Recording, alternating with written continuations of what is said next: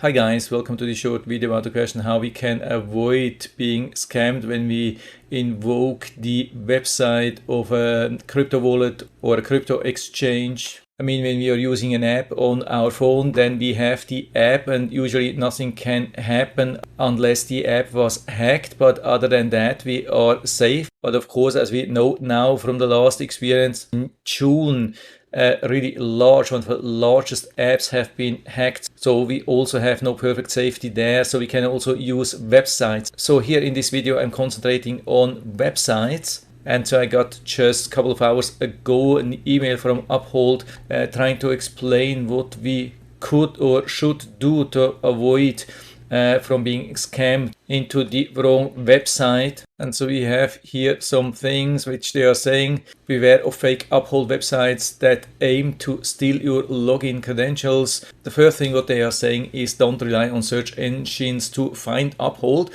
Yeah, that's definitely something which could be very dangerous, because usually search engines are showing paid apps on top, and so the top ranks of an internet search could easily be an ad which is sometimes very difficult to recognize, and that could lead to a wrong website when you Google like what's Uphold or Binance, something like that. Definitely not a good idea to do that. Then they are saying, yeah, instead manually enter uphold.com. But of course, there are also errors happening when you are trying to enter a URL manually. I can guarantee there are a lot of very similar websites which just hope that you're doing a typo, and then they are trying to steal your login credentials and logging in on their own and stealing your money. Then also, of course, be careful when somebody asks you to transfer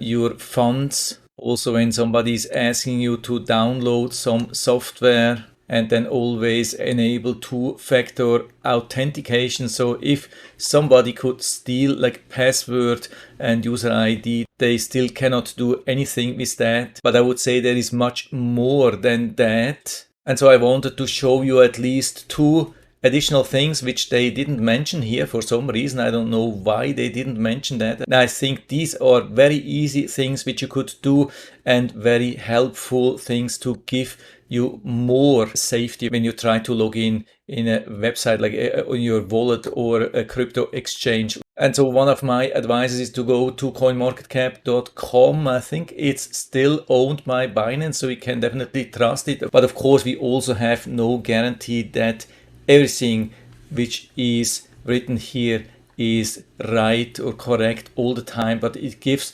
quite some indication. And so what I sometimes do here is to search for an exchange, because they have also listed all the exchanges here. So for example, in the search field, instead of searching for crypto, I can search for the Bybit exchange if I don't know the website. And so we have different sections here. We have the crypto assets with Bybit, and we have DEX pairs, and then we have exchanges down here. So we can click on that, and then we get a lot of more information, for example, chat, blog, and even the Twitter tag, and of course also the website. So we can click on that. And now that's the next thing. If you have already an account there, of course you go to log in. And so what I highly recommend here is to use the built-in password manager, for example, from Chrome or Edge or any other browser. So after you enter here your email and password for the first time, it will usually ask you if you want to store the user ID and password, and then just say yes.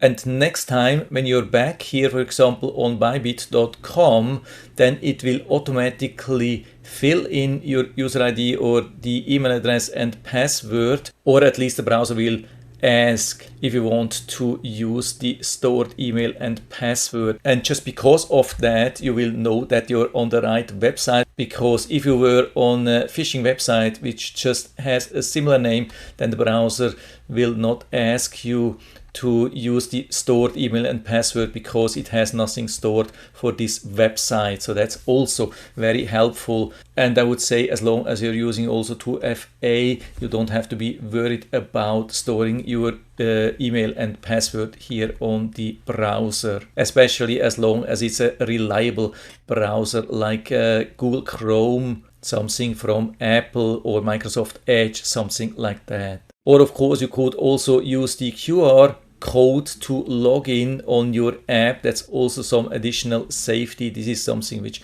a lot of people are recommending. So I would say at least quite some things already here on top.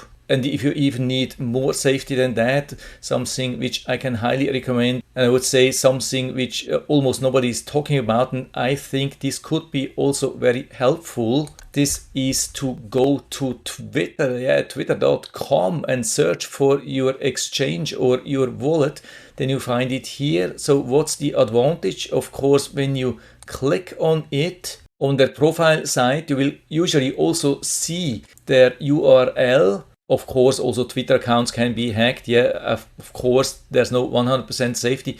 But if you want to compare, this gives you also a little bit of help. And then what I would do, if you want to be almost 100% sure, you can also check for the latest tweets containing the wallet or exchange name.